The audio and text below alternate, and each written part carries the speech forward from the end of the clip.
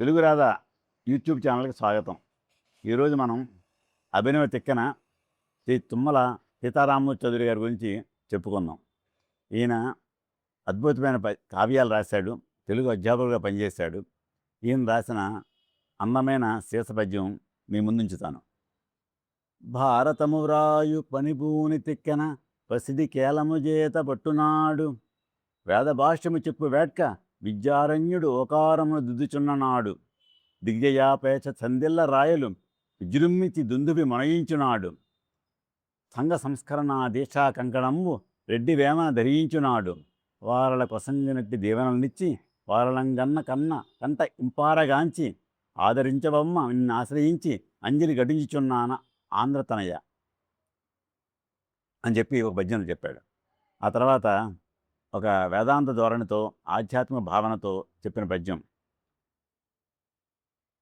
కోవెలలో గంగానది రేవులలో రామకోటి రేఖలలో లేడు, ఎవని ఎద కరుణ కావాలంబగు వాని ఎందే హరివసించునని చాలా అద్భుతమైన పద్యం చెప్పాడు. సో వచ్చే వారం మరో కవి గురించి ముచ్చరించుకుందాం.